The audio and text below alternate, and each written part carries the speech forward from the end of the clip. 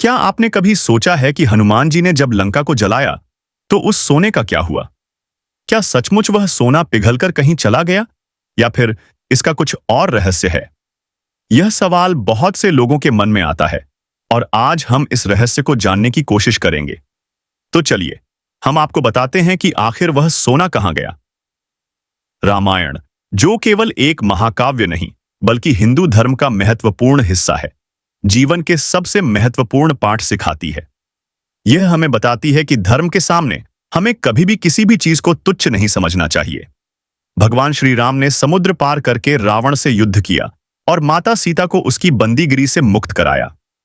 इस महाकाव्य में बहुत सारी घटनाएं और गूढ़ रहस्य हैं, जिनमें से एक रहस्य है सोने की लंका का।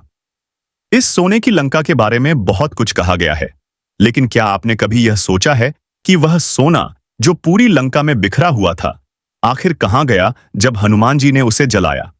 सोने की लंका की कहानी बहुत पुरानी है और इसके बारे में सुनते ही हमें रावण की शक्ति और उसकी भव्यता की याद आती है। लेकिन क्या आप जानते हैं कि यह सोने की लंका पहले किसकी थी और कैसे रावण के पास आई? यह कहानी शुरू होती है कैलाश पर्वत पर, जब माता पार्वती भगवान शिव के पास बैठी हुई थीं। माता पार्वती बहुत उदास थीं और भगवान शिव ने उनसे कारण पूछा। माता पार्वती ने कहा कि उन्हें कैलाश पर्वत के खुले आकाश में शांति नहीं मिलती, क्योंकि दिन रात भगवान शिव के भक्त आते रहते थे और वहां का शोर उन्हें परेशान करता था। माता पार्वती ने भगवान शिव से एक भव्य महल बनाने की इच्छा जताई, जहां वह भगवान शिव के साथ अकेले समय बिता सकें। भगवान शिव ने उन्हें वचन दिया कि वह एक शानदार महल बनाएंगे जो पूरी तरह से सोने से बना होगा।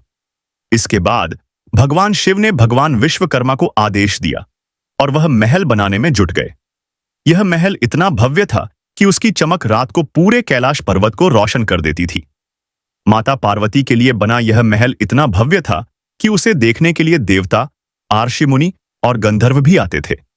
लेकिन जैसा कि होता है, इस भव्य महल को देखकर आर्षि विश्वश्रवण को बहुत प्यार हो गया और उन्होंने इसे भगवान शिव से दान में मांग लिया।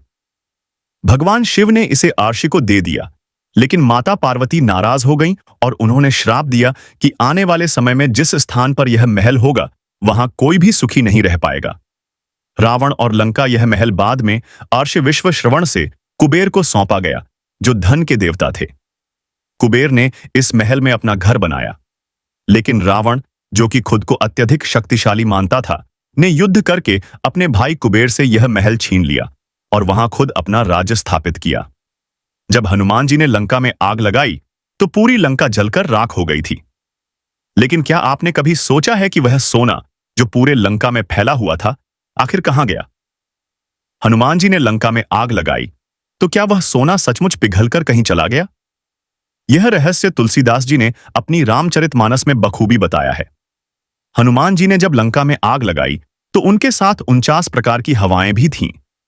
इन हवाओं के कारण लंका का सोना जलकर पूरी तरह से राख में बदल गया। वह सोना जो पहले चमकता हुआ था, अब राख बन चुका था। इन हवाओं के कारण वह सोना कहीं नहीं गया, बल्कि राख में बदल गया। हनुमान जी के साथ 49 प्रकार की हवाएं थीं, जिनकी अपनी विशेषताएं थीं। इन हवाओं के कारण लंका का सोना जलकर राख में बदल गया।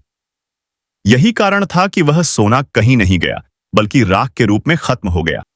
अगर आपको यह वीडियो पसंद आया हो तो कृपया हमारे चैनल को सब्सक्राइब करें और बेल आइकन दबाना न भूलें, ताकि आपको हमारी नई वीडियो की सूचना मिलती रहे। इस वीडियो को अपने दोस्तों के साथ शेयर करें ताकि और भी लोग इस अद्भुत रहस्य के बारे में जान सकें। धन्यवाद।